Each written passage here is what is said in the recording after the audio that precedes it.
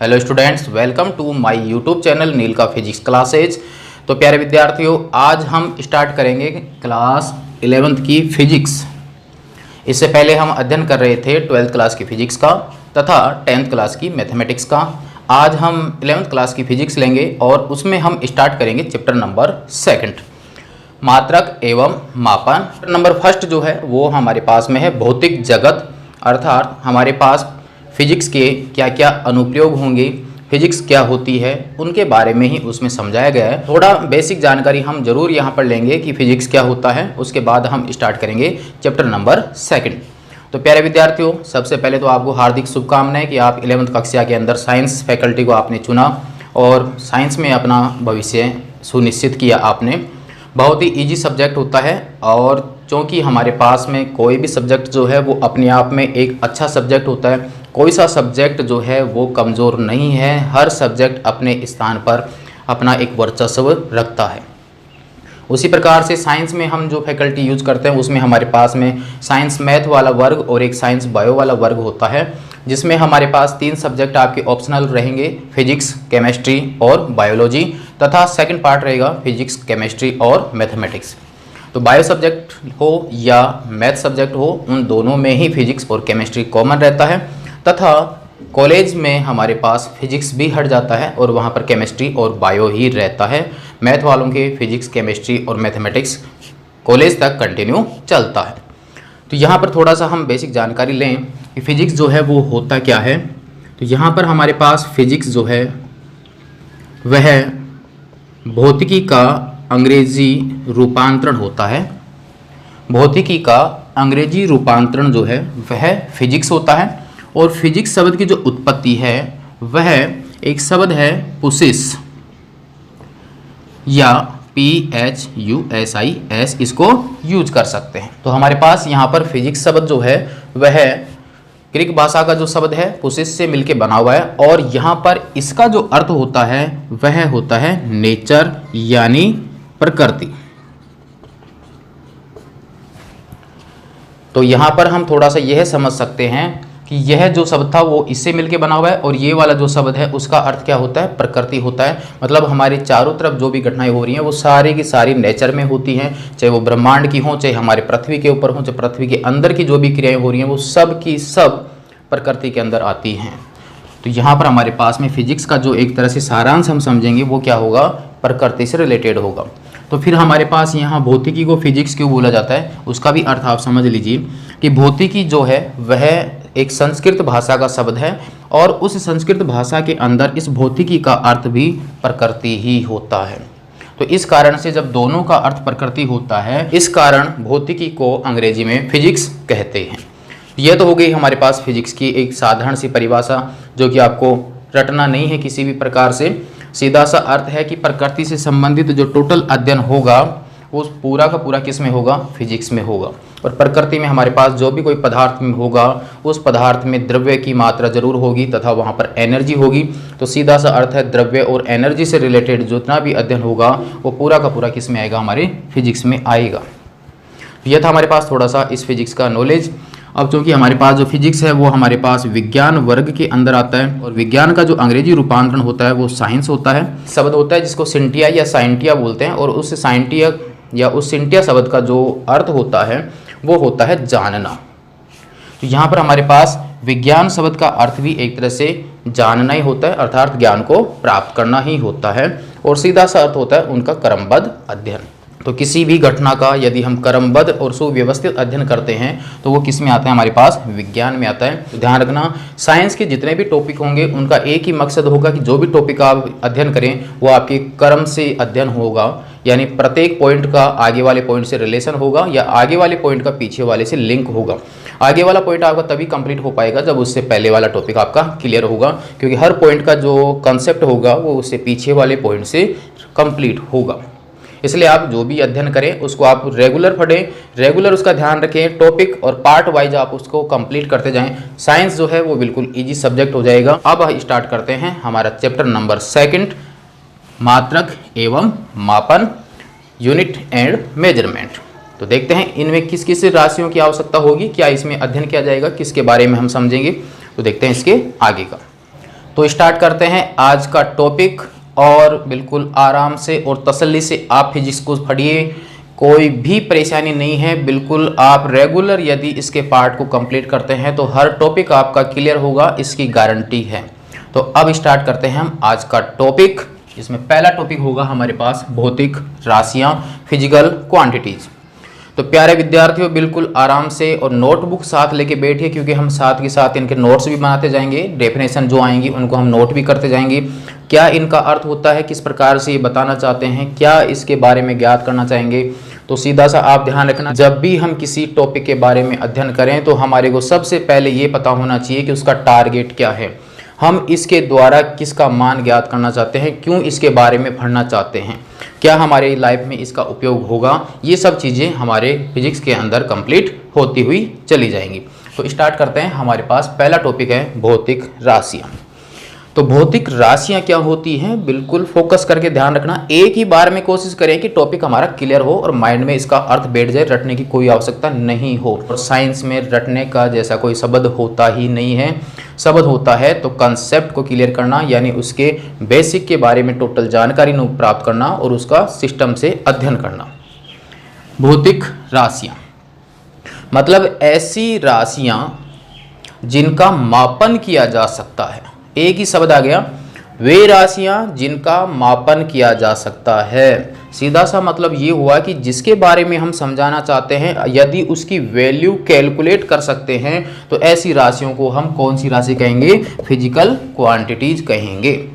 जैसे मान लीजिए कि मार्कर है, अब इस मार्कर की हम लंबाई नोट कर सकते हैं, इसकी लंबाई नाप सकते हैं कि कितना लंबा ये मार्कर है। तो इसका मतलब इसकी लंबाई को हम कैलकुलेट कर सकते हैं। तो ये लंबाई जो शब्द है वो लंबाई वाला शब्द कौन सी राशि होगा, भौतिक राशि होगा। बैठ रही होगी दिमाग में बात। दूसरा, ये मार्कर है तो हम इसका वजन कर सकते हैं या नहीं, इसका वजन भी कर सकते हैं। जो भी वस्तु प्रकृति में मौजूद है वह द्रव्य से मिली हुई है और उसमें द्रव्य की मात्रा होगी, तो उस द्रव्य की मात्रा को यहाँ पर बोला जाता है द्रव्यमान। जो एनसीईआरटी की बुक में आपके संहति लिखा हुआ है, यानी मास।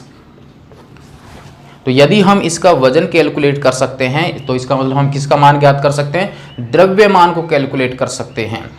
तो इसका मतलब द्रव्यमान जो है वो कौन सी राशि हुई, भौतिक राशि। लंबाई जो है वह भौतिक राशि।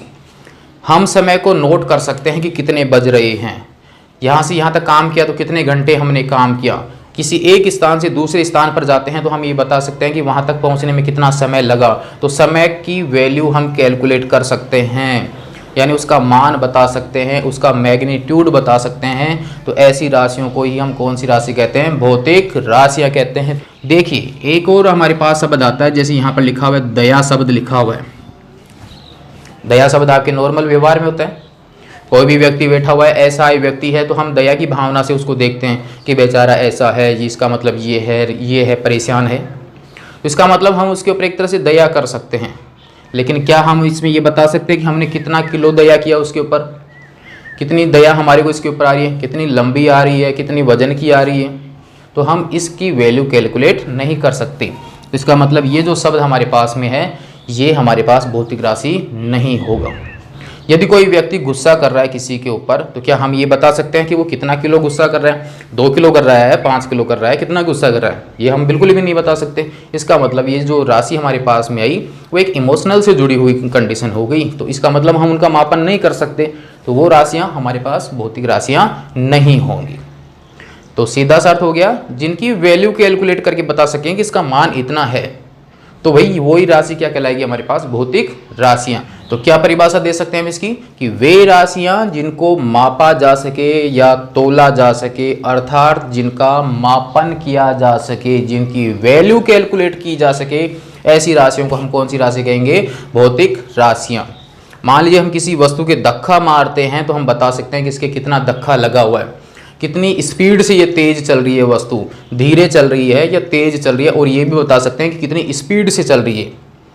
कभी हमने देखा है कि बाइक के लिए हम बोलते हैं कि 50 किलोमीटर प्रति घंटे की स्पीड से चल रहा है। इसका मतलब उसकी जो स्पीड है उस स्पीड को हम नाप सकते हैं, क्योंकि उसके ऊपर जो पैमाना लिखा हुआ है उससे हम उसकी वैल्यू कैलकुलेट कर सकते हैं। इसका मतलब जो स्पीड शब्द है इसको हिंदी में क्या बोलते हैं हम, चाल। इसका मतलब चाल जो है वो कौन सी राशि है, भौतिक राशि है। तो मेरे हिसाब से अब आपकी समझ में आ गया होगा कि फिजिक्स में अब हम जिनका भी अध्ययन करेंगे इसका मतलब वो सारी की सारी राशियां जो होंगी वो कौन सी राशियां होंगी, फिजिकल क्वांटिटी। तो परिभाषा नोट कर लीजिए इसकी, देखते हैं इसकी परिभाषा क्या होती है। परिभाषा हमने यहाँ पर लिख दी है इसकी कि वे राशियां जिन्हें मापा जा सके या तोला जा सके। सीधा सा अर्थ हम ये कह सकते हैं कि जिनका मापन किया जा सकता है, जिनको मेजरमेंट किया जा सकता है, उन जिनकी वैल्यू ज्ञात कर सकते हैं, ऐसी राशियों को हम कौन सी राशि कहते हैं, भौतिक राशियाँ। तो परिभाषा मेरे हिसाब से अब आपको याद हो गई होगी, रटने की कोई भी आवश्यकता नहीं है। जैसे हमारे पास उदाहरण ले लिया, जैसे लंबाई है, लंबाई को हम नाप सकते हैं कि बोर्ड कितना लंबा है, कितना चौड़ा है, कितना मोटा है, हम कैलकुलेट कर सकते हैं। समय के बारे में हम बता सकते हैं कि कितना समय हमारे को लगा है। द्रव्यमान की वैल्यू हम ज्ञात कर सकते हैं, चाल हम ज्ञात कर सकते हैं, जैसे जो स्पीड की बात हमने की वो हम बता सकते हैं कितनी स्पीड है। इसी प्रकार से बल हम बता सकते हैं कि किसी वस्तु के धक्का लगा रहे हैं, हम किसी वस्तु को खींच रहे हैं तो कितना मान उसका प्राप्त होगा वो हम बता सकते हैं। और इस प्रकार की राशियां होंगी जो हम चैप्टर में जैसे जैसे हम अध्ययन करेंगे उन राशियों के बारे में विस्तार से अध्ययन करेंगे। नेक्स्ट हमारे पास में है कि भौतिक राशियाँ जो होती हैं वो भौतिक राशियाँ होती कितने प्रकार की हैं। तो भौतिक राशियाँ दो प्रकार की होती हैं, मूल भौतिक राशियाँ और सेकंड है व्युत्पन्न भौतिक राशियाँ, फंडामेंटल फिजिकल क्वांटिटी और ड्राइव्ड फिजिकल क्वांटिटी। तो हमारे पास मूल भौतिक राशियाँ क्या होती हैं, व्युत्पन्न भौतिक राशियाँ किस प्रकार से होंगी। भाई सीधा सा अर्थ हमारे पास ये निकल के आया कि हमारे पास जो राशियां हैं जिनको हम माप सकते हैं वो कौन सी होंगी, भौतिक राशियां। अब भौतिक राशियों में भी दो भाग बना दिए, एक हो गया हमारे पास फंडामेंटल, एक हो गया हमारे पास ड्राइव्ड। तो मूल वाले में तो किसको रखें और व्युत्पन्न वाले में कौन सी राशियों को रखें। तो ध्यान दीजिए कि मूल भौतिक राशियां वे राशियां होती हैं जो किसी अन्य राशि पर निर्भर नहीं होती हैं, अर्थात ऐसी राशियां स्वतंत्र होती हैं, उनको बनाने के लिए किसी और राशि की आवश्यकता नहीं होती है। ऐसी राशियां कौन सी कहलाएंगी, मूल भौतिक राशियां। व्युत्पन्न भौतिक राशियां वे राशियां होती हैं जिनका निर्माण मूल भौतिक राशियों से होता है, अर्थात ये जो राशियां होंगी वो किससे मिलके बनी हुई होंगी, मूल भौतिक राशियों से। तो इसका मतलब ये हुआ कि व्युत्पन्न भौतिक राशियां किसके ऊपर डिपेंड हैं, मूल भौतिक राशियों के ऊपर डिपेंड है, जबकि मूल भौतिक राशियां किसी पे भी निर्भर नहीं होती हैं, जो भी है खुद ही है, किसी और का कोई लेना देना नहीं है। तो यहाँ पर फिर मूल भौतिक राशियां कौन कौन सी होंगी, तो वो मूल भौतिक राशियां हमारे पास तीन होती हैं, लंबाई, समय और द्रव्यमान। ये तीन राशियां ऐसी हैं जो कि मूल भौतिक राशियां होती हैं। बाकी की जो भी राशियां होंगी जैसे चाल है, तो ये चाल इन तीनों से ही कहीं ना कहीं से मिलके बनी हुई होती है। बल जो है वो इन तीनों से ही मिलकर बना हुआ होता है। इसका मतलब चाल जब इनसे मिलके बना हुआ है तो चाल किस प्रकार की राशि होगी, व्युत्पन्न। सीधा सा अर्थ और हम ये कह सकते हैं कि व्युत्पन्न भौतिक राशियां मतलब ऐसी राशियां जो इनसे उत्पन्न हुई हैं, इन तीनों से उत्पन्न हुई हैं, वो कौन सी होंगी, व्युत्पन्न भौतिक राशियां। तो परिभाषा हो गई, वे भौतिक राशियां जो किसी अन्य भौतिक राशि पर निर्भर नहीं होती हैं वो कहलाती हैं मूल भौतिक राशियां। तथा व्युत्पन्न भौतिक राशियों की क्या परिभाषा होगी, वे भौतिक राशियां जो मूल भौतिक राशियों पर निर्भर होती हैं, यानी जिनकी उत्पत्ति जो है वो मूल भौतिक राशियों से होती है। मूल भौतिक राशि की परिभाषा हमने यहाँ पर लिख दी है कि वे भौतिक राशियाँ जो अन्य किसी भौतिक राशि पर निर्भर नहीं होती हैं, मूल भौतिक राशियाँ कहलाती हैं। उदाहरण इनके हैं लंबाई, द्रव्यमान व समय। यहाँ पर मैंने व शब्द लगाया है, ध्यान रखना, और आगे मैंने आदि नहीं लगाया, अर्थात ये यहाँ पर खत्म हो जाती हैं लंबाई, द्रव्यमान व समय। तो मूल भौतिक राशियों के बारे में आपको पता चल गया होगा कि ऐसी राशियां जिनका मापन तो किया जा सकता है, लेकिन वो मापन करने वाली जो राशियां थी वो किसी अन्य राशि पर निर्भर नहीं होती हैं, तो उसको इस कैटेगरी में रखा गया मूल भौतिक में। जो कि किसी अन्य पर भी निर्भर होती हैं उनको रखा गया को किसमें, व्युत्पन्न में। जो किसी दूसरे पे डिपेंड होंगी उनको हम इस वाली कैटेगरी में रखेंगे, जो किसी दूसरे पे डिपेंड नहीं होंगी उनको हम मूल वाले में रखेंगे, ठीक है। और ये मूल भौतिक राशियां परस्पर स्वतंत्र होती हैं, मतलब किसी पे डिपेंड नहीं होती हैं। तो यहाँ पर लिख सकते हैं मूल भौतिक राशियां परस्पर स्वतंत्र होती हैं, परस्पर मतलब एक दूसरे से भी फ्री हैं।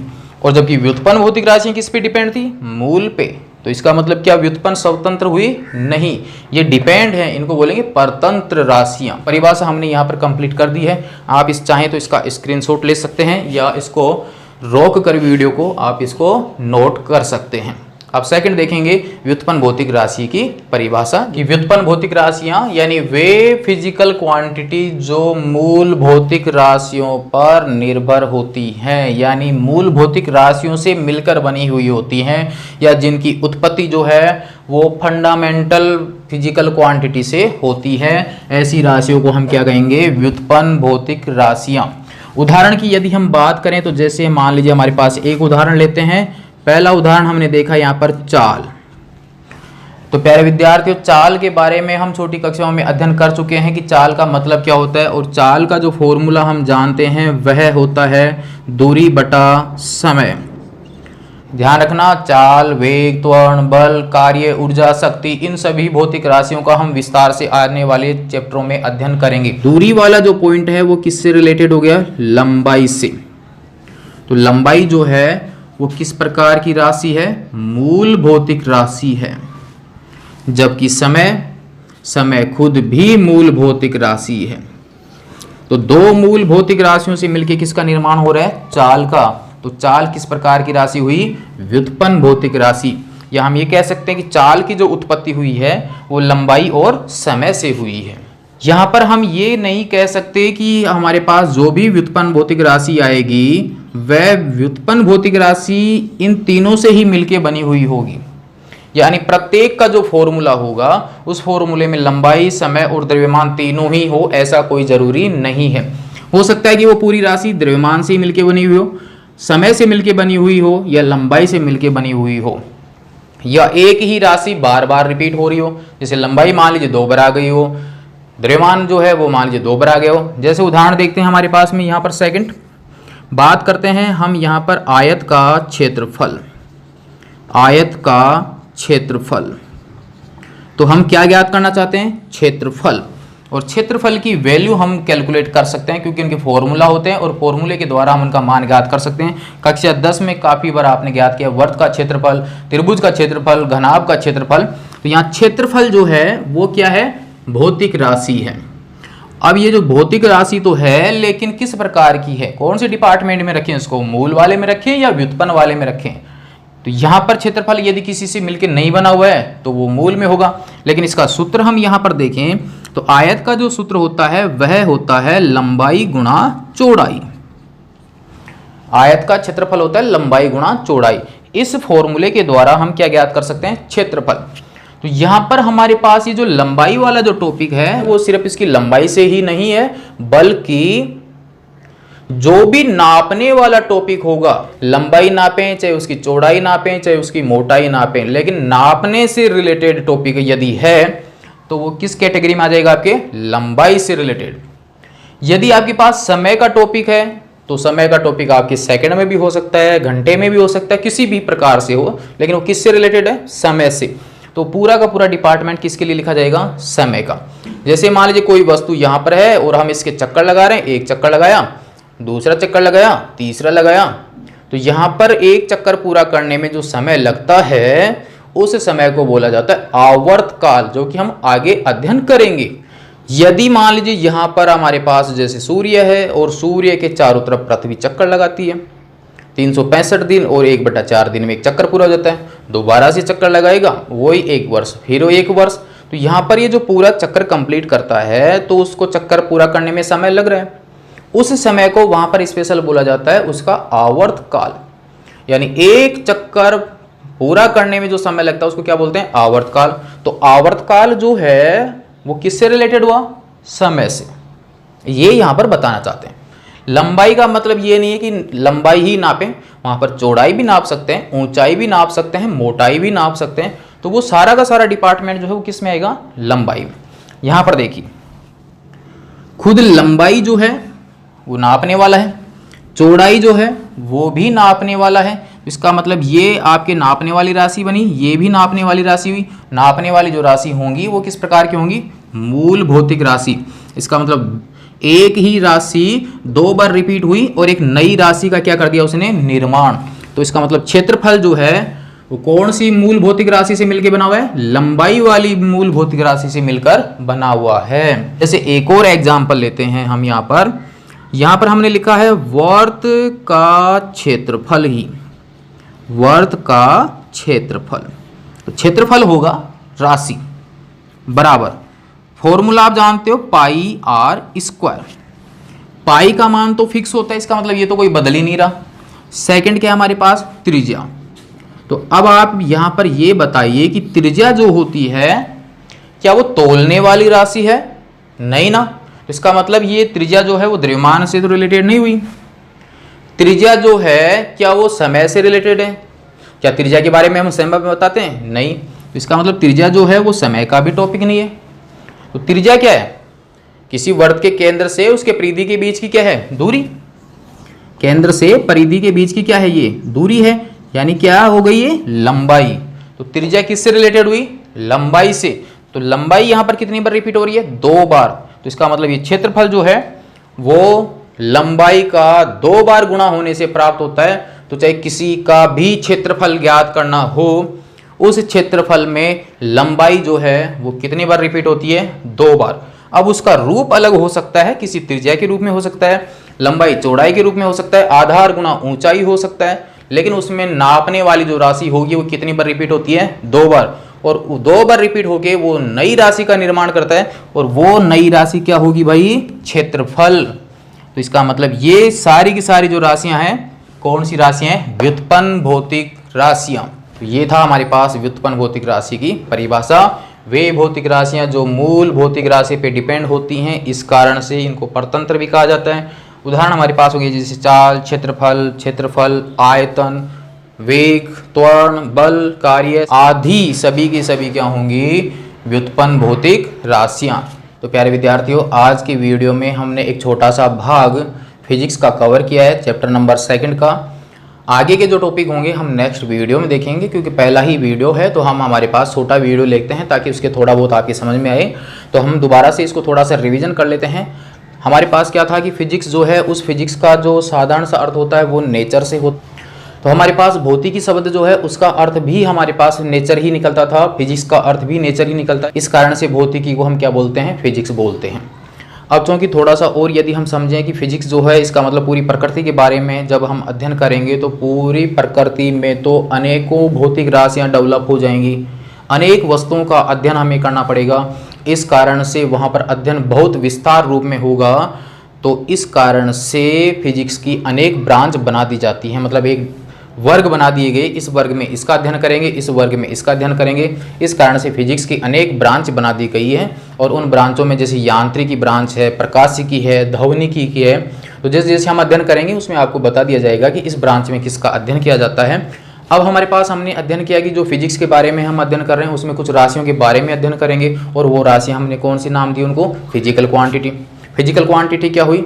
तो आपको समझ में आ गया होगा, ऐसी राशियां जिनका मापन किया जा सकता है। सीधा सा एक ही पॉइंट पकड़ के रखिए आप, तो जिनका मापन किया जा सकता है, जिनकी वैल्यू कैलकुलेट की जा सकती है, जिनके मापा जा सकता है, जिनको तोला जा सकता है। तो मापना या तोलना, लंबाई नापना, ये सारी क्या है? मापन करना, मेजरमेंट करना। तो सीधा सा ही एक पॉइंट है, मापन करने वाली राशियां। ठीक है, तो ये हो गया हमारे पास फिजिकल क्वांटिटी। अब क्योंकि जिनका मापन कर सकते हैं उनमें कुछ राशियां ऐसी हुई जो किसी के ऊपर निर्भर ही नहीं होती हैं, वो खुद ही अपने आप में से राजा हैं। कुछ राशियां ऐसी हुई जो किसी दूसरे के ऊपर निर्भर है। तो जो राशियां किसी दूसरे के ऊपर डिपेंड नहीं होती हैं, ऐसी राशियों को हमने फंडामेंटल वाली राशियों में रख दिया।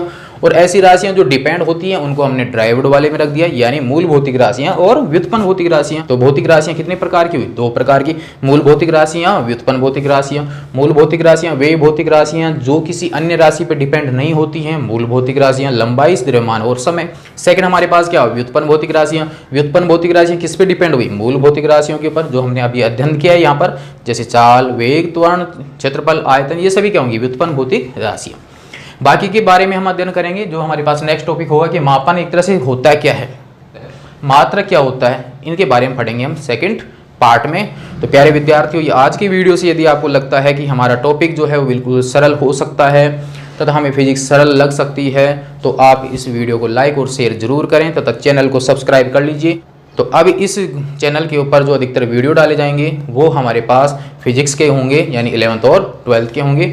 क्योंकि मेरे को 10th क्लास की मैथ का भी अध्ययन कराना होता है मेरे स्कूल के अंदर। इस कारण से मेरे बच्चों के लिए मैं मैथ की वहाँ पर वीडियो अपलोड करता हूँ। लेक्चरर ही हूँ, इसलिए मेरे को फिजिक्स ही यहाँ पर पढ़ाना है मेन तो, लेकिन उन बच्चों के अच्छे के लिए मैं वहाँ पर मैथ की वीडियो भी अपलोड करता हूँ। यदि कोई 10th का बच्चा हो तो आप उनको भी शेयर कर सकते हैं। बाकी फिजिक्स पढ़ेंगे हम इस पूरे चैनल के ऊपर। चैनल का नाम है नीलका फिजिक्स क्लासेस। बाकी का देखेंगे पार्ट नंबर 2 में, बहुत जल्द हमारे पास आएगा इसका 2nd भाग। तब तक के लिए धन्यवाद।